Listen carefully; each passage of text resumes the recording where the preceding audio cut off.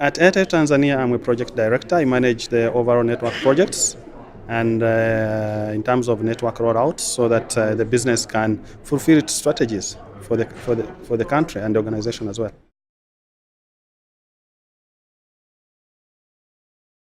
Basically, the key challenge is as we grow into ICT, we see a lot of need for data, and data is bandwidth hungry.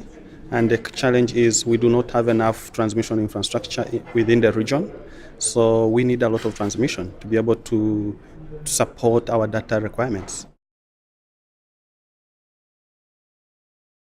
It is a give and take in a way that we can form partnerships, especially for big players, because at the end of the day, previously we have people like different companies wanting to run a race on their own, but it is no longer feasible enough because the ARP is going down for the companies, the revenues are going down.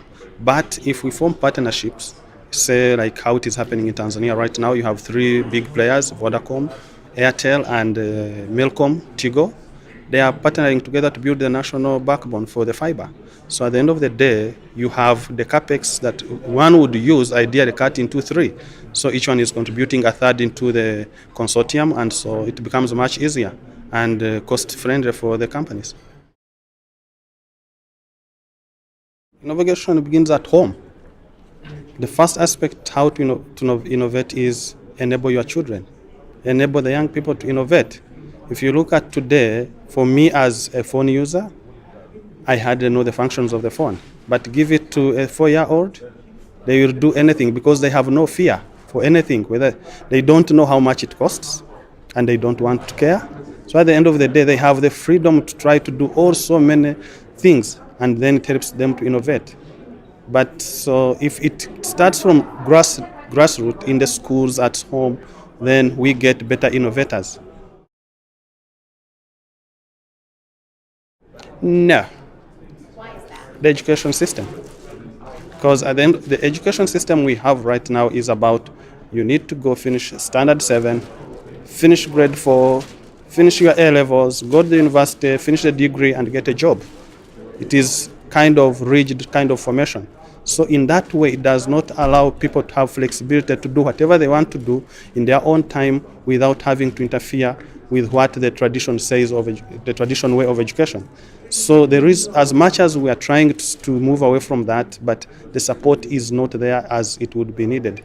Because from the parents itself, you find the parents are not able to say, do whatever you want to do as long as you pass your grades, you are able to experiment and exploit your skills and potential as a child. Go ahead and do it. So we find we dictate what we want our children to be, and so it kills our innovation. Can we change the government policy, work with the governments, and then we change our education? We have white papers whereby we know that education is not about you getting A, but it is about you doing what is meaningful. Because at the end of the day, we have seen many successful people. They have not finished universities. We have many stars like artists. It is all about in their creativity.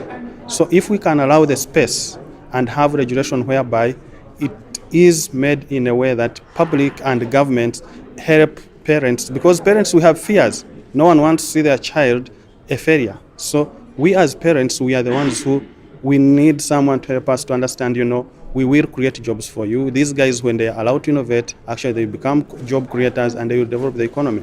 And if that is transferred and put in the education system overhauled, then we will be able to help